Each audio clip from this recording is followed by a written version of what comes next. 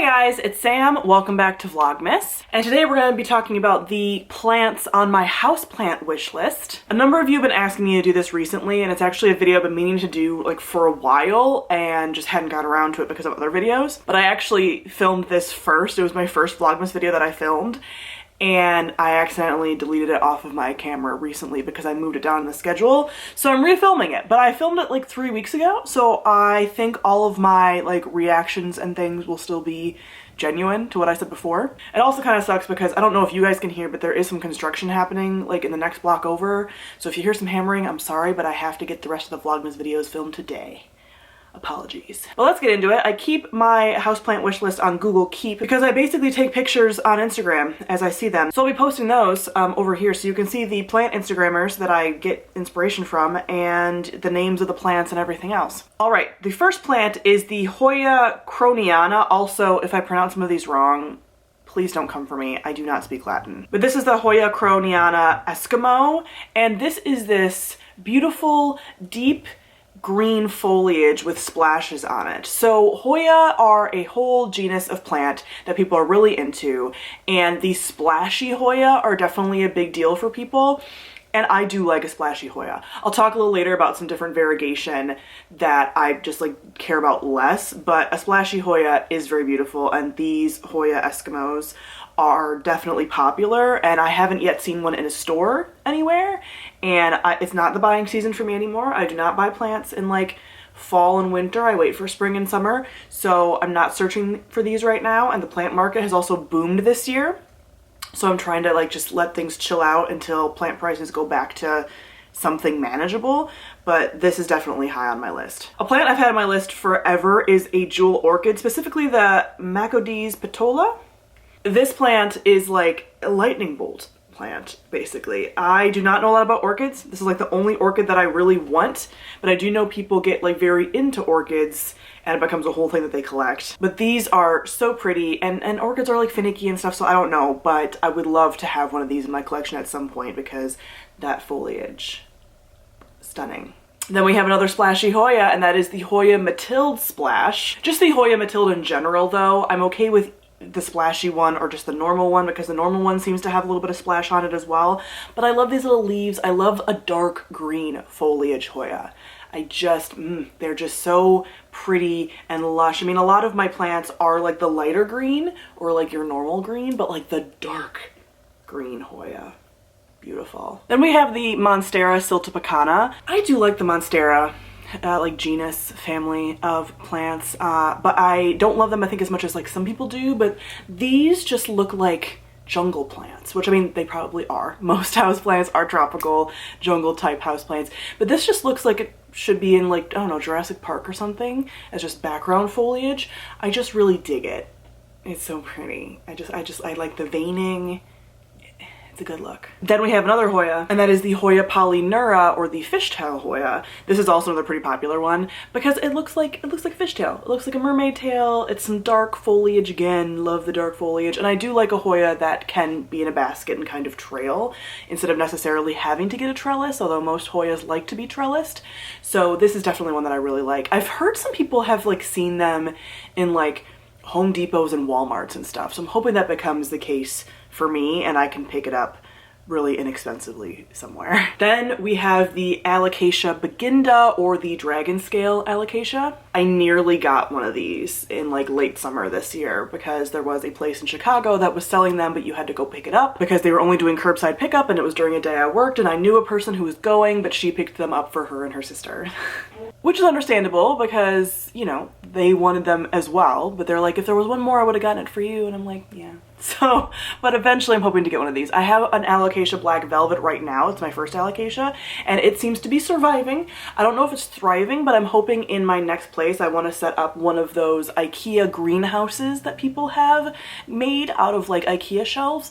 So I plan on doing that and putting like my Alocasias and my Calatheas and everything in there, and I'm hoping they thrive, and at that point is when I would get a Alocasia dragon scale. Another Hoya. We have the Hoya callistophylla. I love striking veination. It's just something that I really dig. I almost like striking veination more than any kind of like variegation, honestly, because this is stable. You know you're gonna have it and it's always gonna look cool because the veins are always gonna look like this. It almost reminds me a little bit of the polyneura, but like it's different enough. I really dig a Hoya. I do. Am I a Hoya head? Possibly. I don't have a ton of them. I have 1, 2, 3, 4 or 5 right now, I want to say. So not as many as I could have. Okay, now we're getting into some big plants. The Philodendron glorious. This picture that I'm showing you is like huge. This is a pretty big plant. It gets very big, like bigger than your head sized, velvety, dark green leaves. When will I ever have the room for this? I'm not sure, because I have a couple of plants that are fairly big that can get fairly large that are on this list, and this I'm pretty sure is like fairly expensive. At this point, I should probably mention this. I don't want to spend more than double digits on a plant. Like more than like $60, maybe $70 on a plant. Anything more than that, I'm like, no, I don't want to kill it. Plants are very fickle. Things can happen. No, that is not an investment that I necessarily want to make. I also don't want to mess around with like selling cuttings to get my money back and all of that mess. So plants that are in like the triple digits, like, or like 4 digits, absolutely not. But there's a couple on here right now that are in that price range, but I'm hoping as years go on that they will go down in price, because that's just how the plant market works. They start getting way more supply, and plants that used to be very hard to find are like now very easy to find. You can find them in big box stores. So will this plant ever be in a big box store? Like probably not, but will it be easier to maybe get a hold of at like a nursery or like a specialty Etsy for not an outrageous price? Possibly. This one is a little bit more of a potential. I still think this is expensive, but as far as like space wise, and that is the Anthurium clairnervium veining. Like it's just so striking, like the dark green foliage with the light, like lightning bolt feeling veins. Like they're just beautiful, and they're like heart-shaped leaves. They're just like a really good time. So this is one that I really want. As long as I have a place where I can keep some of these plants away from my cats, that is going to be a thing. Here's a plant that I've had my eye on forever and I really want to get. I've been very close to getting it, but the places that I try to order it from sell out immediately upon restock. Looking at you, Gabriella's plants. I have signed on so many times right at restock and been like waiting, and they sell out within like seconds, and I don't know how that happens. But the Scindapsus trubii moonlight, I want so badly. I really like silver foliage a lot too. I would say, again, more than like variegation. So silver foliage, this looks like painted with like silver. I don't know, it's so nice. So I really dig this, and I really like Scindapsuses in general. I have a Scindapsus pictus. I want to eventually get Scindapsus exotica, which is basically the pictus with bigger leaves. But this trubii, beautiful, great, love it. Another silvery plant is the Philodendron silver sword, another plant that I've tried to get from Gabriella's plants and just can't. But this has almost like a bluish silvery foliage, and again it's just stunning. I really dig it. I like the way that it reflects light. It's just very pretty, and I think this one is going down in price. I'm hoping that they stack the market with it a little bit, and then it will be less expensive and easier to get a hold of, because at this point it's not like it's a rare plant, it's just hard to get your hands on. So I'm hoping that becomes a possibility soon. The Philodendron Rio. I think this is specifically sold at Gabriella's plants. I keep mentioning them. I've never ordered from them, but I think this is a strain or like a cultivar that they specifically have made. And it's basically the Philodendron Brazil, which I own. But instead of the light green variegation, it's white. And this is one of the like only variegated white plants that I would kind of want. I really like it. I think it looks really pretty. Do I have Philodendron Brazil? Yes. Do I think the Rio looks prettier? Yes. Will I ever get my hands on it? I don't know, because it's apparently hard to get a hold of. Another Hoya, this is like impossible to get a hold of, is the Hoya Wilbur Graves. This is a very splashy Hoya. Dark green foliage with like huge chunks of splashy white cream.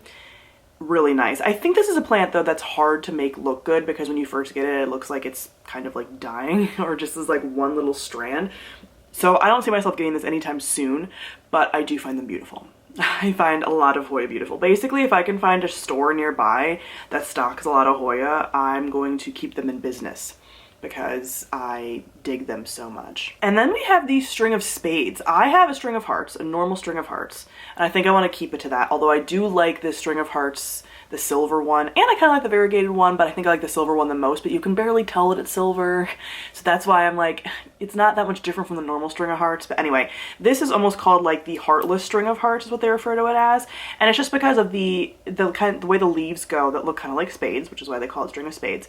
And it's just so pretty. And the string of hearts, like, category of plant, they grow pretty fast. Like mine, I actually need to like trim and replant some out at the top again because it just grows like a weed. Like I got it and the vines were like this long and now they're like this long. Like they're trailing on the ground. I need to like transplant some of them. So these grow really fast and I really dig how they look. They're some of my favorites. And lastly is like a impossible, probably will never happen plant, but the Monstera Albo, which is like basically a Monstera deliciosa with white variegation. I would love to have one of these, but I probably never will. They're in like the 4-digit range sometimes. I think maybe they're down to 3, but they're really hard to get a hold of.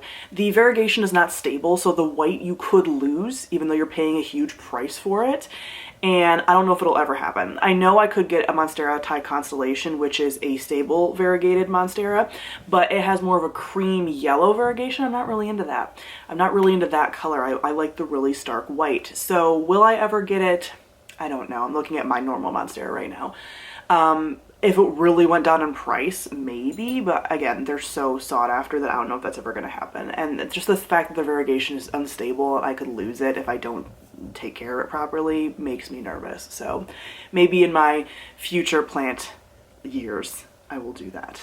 Who knows? So that is it for my houseplant wish list. Comment down below, let me know some of your wish list houseplants. Let me know if you like Hoyas as much as I do. Thank you all for watching and I'll see all of you guys soon.